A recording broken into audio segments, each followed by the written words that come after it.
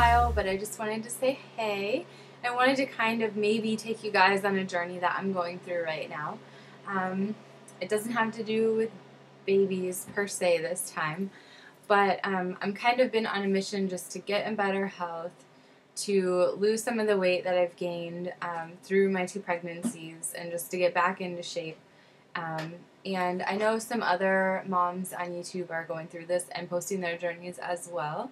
So I thought we might as well support each other through this too. And I'm sitting on an exercise ball right now, so sorry if I'm a little bouncy. I'll try not to. So I have been, I'm getting close to 7 weeks that I've been kind of eating different and working out differently. So I want to tell you just about the progress I've made and what I've been doing and what I'm going to do. So whenever I had Connor and Annabelle, both of them, when I had them, I weighed around 198. I'm 5'6". So, you know, I was overweight. I get really swollen when I'm pregnant though, and I usually lose about 20 pounds like the week I have the baby. And then the rest slowly comes off. I still am nursing, and I feel like my body does hang on to a little bit of extra weight. You know, it helps shed a majority of what I gained, but I do think it holds on to 5 or 10 pounds just to be able to, you know, make milk. So with that being said, I was about 172 7 weeks ago when I started changing how I eat and going through all of that. Annie is 15 months and Connor is 3.5. So, you know, I'm a ways out from pregnancy. One thing that took me a while to get started, and I don't want it to sound like an excuse because I could have changed my eating habits, but I really was not allowed to work out until about a month ago. So that's when I really started adding the exercise component. Because of not so much Annie's birth, but from Connor's birth, it was pretty traumatic on me. And I had pelvic floor prolapse from his birth. And also, after both pregnancies, my abdominal muscles separated. So there was a lot of repair that I had to do, like inside, before I got cleared from physical therapy to start working out. So I've been going to pelvic floor physical therapy since Annie was about 9 months old, because when my cycle came back, that's when all the pain comes back from some of those conditions that I had. That's when my cycle came back. That's when I started physical therapy again. And I did physical therapy after Connor was born. Then I got pregnant again. Didn't have a problem through pregnancy. Had Annie. Didn't have a problem until the cycle came back. Then I had the problem. Then I went back into physical therapy.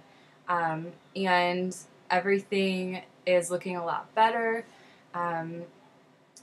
Pelvic floor is much stronger now, and my abdominal muscles are coming together so that I finally got released a month ago to resume any activity I felt comfortable with.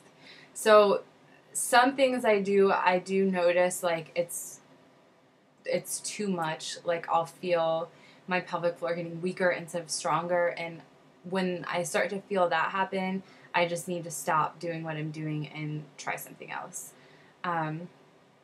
So, you know, if you're having any issues working out, it's probably not a bad idea to go see like a women's health physical therapist.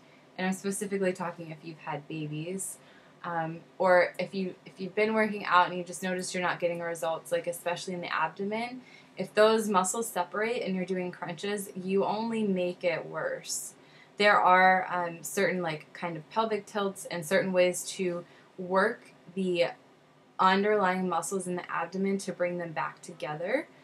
And you need to do that before it's safe to move on.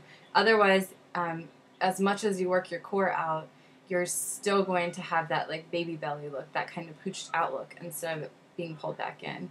And it weakens the pelvic floor if you don't bring those abdominal muscles back together.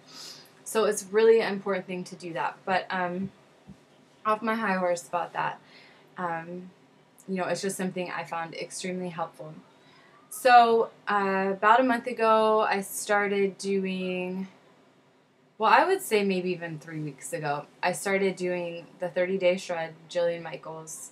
I liked it because it's 3 levels and kind of eases you into exercise. It's only 20 minutes. Who doesn't have 20 minutes to sit down and do something at home?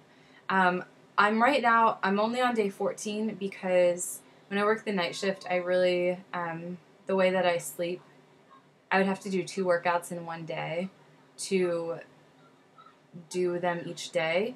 So it kind of throws off that for me. But what I do is I'll do the 30-day shred, and then also I joined a gym and a 24-hour gym. And so the night I have to stay up all night before the night that I work, I go to the gym and work out. So I do 2 workouts within 24 hours, but it's not the 30-day shred. So I have a full 2 weeks of the 30-day shred. Now you're supposed to do like level 1 for 10 days, level 2 for 10 days, and level 3 for 10 days.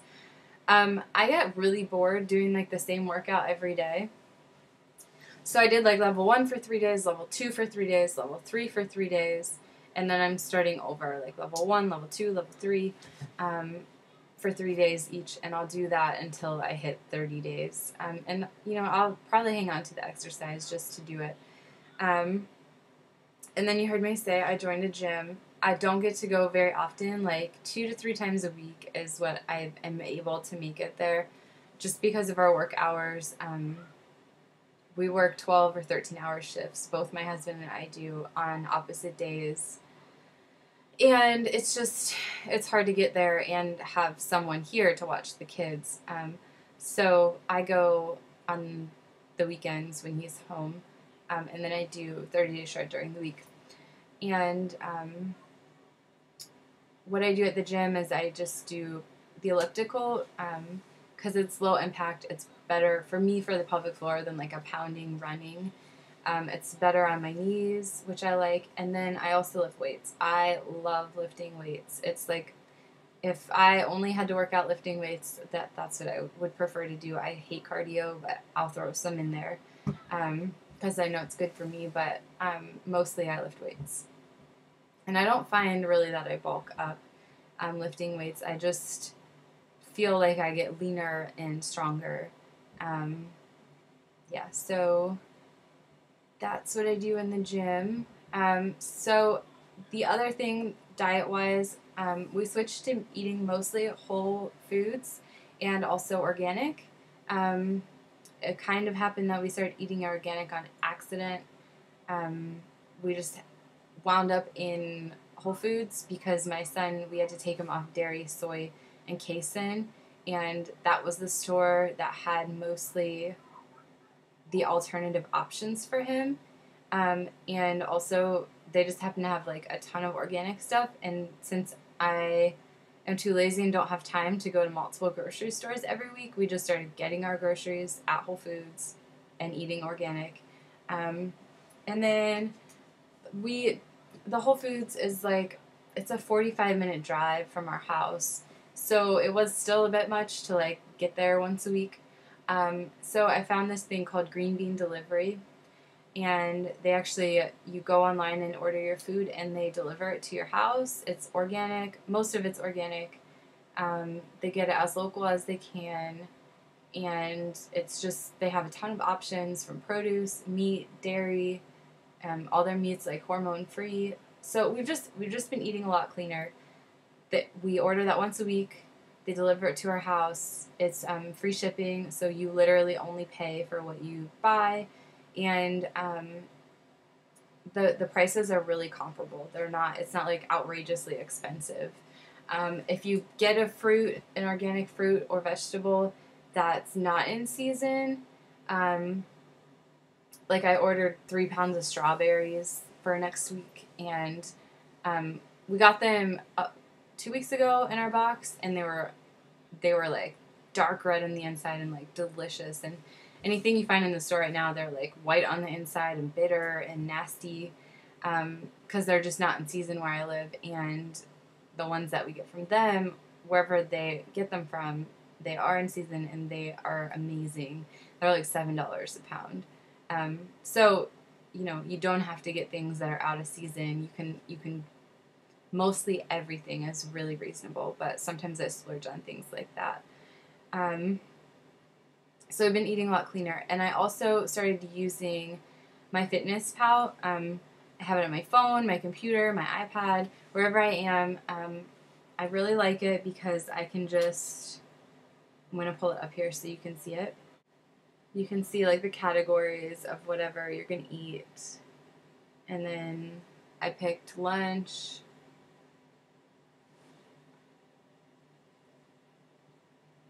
Well, you guys know kind of how this works. There's a I was trying to show you, there's a little button right here. You hit it and you can scan a barcode. So it's really easy to add like any food that you might get that is not like 100% whole food, like it's packaged or something. You can scan it and it will pull up the nutrition information. I am calorie counting, but that's not why I'm doing it. It just really helped educate me on how many calories are actually in things I'm choosing to eat. I've been able to make healthier choices just because I know how much I'm consuming. Like I was making a cucumber salad, which sounds healthy. It's cucumbers and apple cider vinegar and sour cream and a little garlic and onion powder and some spices.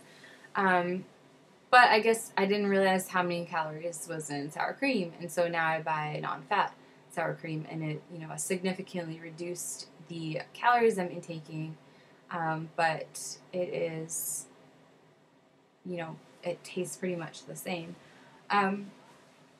So I've been able to see things like that. Another thing, like I've started to see how many calories are in bread, and so pretty much I don't eat bread anymore. I realized how many calories like liquid calories I was consuming in sodas, and so I completely cut out drinking soda. It was hard. I had to like taper myself down. I still drink like a cup of coffee every day. I don't like black coffee, and I don't want to add a ton of calories, so instead of like a creamer, I use unsweetened almond milk. I even use the unsweetened vanilla almond milk. It gives it a little bit of flavor without, you know, a ton of added calories. And it's just really helped me make better choices. You know, I'm not so concerned with if I go over my calorie amount for the day. It's just becoming educated on what I'm actually eating, and also helping to show me portion sizes. Like a tablespoon of peanut butter, 2 tablespoons is a serving, that's 200 calories. So every tablespoon of peanut butter you eat is 100 calories. So it's really helped me like gauge, like, do I need 2 tablespoons of peanut butter with my apple? No, I don't. Unless I just got done working out, then I would consider it. But you know, it's just helped me with choices like that. And then the last thing I found the other day, it's for iPhone. I think Android has it too. It's called Gym Packed. And what you do is you tell them how many days a week you're going to work out. And if you actually work out as much as you say you are going to, then you make money. If you miss a workout, you can either wager $5 or $10, and they will take that money from you. So you like put it through your PayPal account, and you actually will get money for working out and lose money if you don't. So far, I think you only make like $2 a week or something, but the gym, Planet Fitness, that I go to is only $10 a month. So for my home workouts, I can actually earn the money that I would pay for my gym membership. So it's more like people, they think it's going to make people work out because they don't want to owe money. It's more of like a thing for motivation to make you work out because you don't want to have to pay if you don't. But yeah, I don't know. I'm liking it so far. What you have to do is stick your phone in your pocket or wear like an armband, and it measures like your movements to verify that you're working out. or if you go on a run or go to the gym, it'll GPS your location and check you in. So it does have to verify that there's some activity and or that you are not at home and you are at the gym. So I think it's pretty neat, and you're not going to get rich doing it, but it is a motivation. And yeah, so so with all the changes that I've made so far, I have lost 18 pounds, and it's been like 6.5 weeks. So I'm down to 154, which puts me in normal BMI instead of overweight. So I'm really happy about that. I've gone down from, let's see, 3 pant sizes. So just making these little changes has really helped change my body and my weight so far. Starting in, so I'm turning my space heater on, sorry. Hi, buddy. Hi. Connor's over there playing. So starting in April, I am going to, my sister-in-law is a Beachbody coach. She's lost 50 pounds postpartum, so she's done a really good job. And so starting in March, I'm going to do one of her challenge groups. I'm going to do the Chilling Extreme. It's more like weightlifting at home.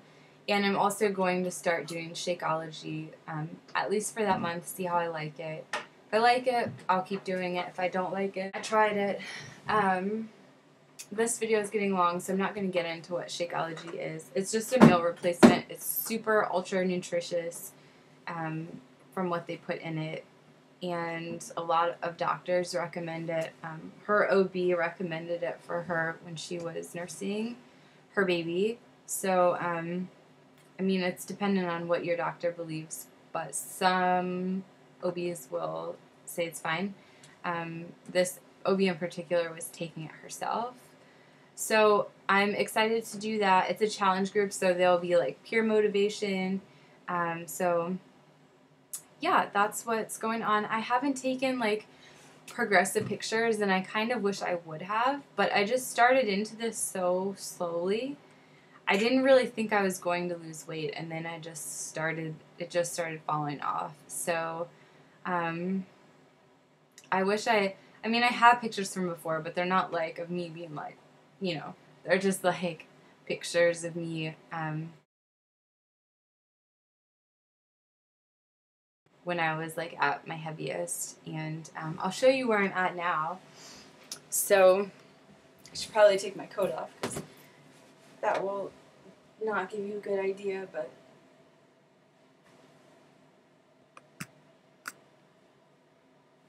so it's kind of hard to get in this picture,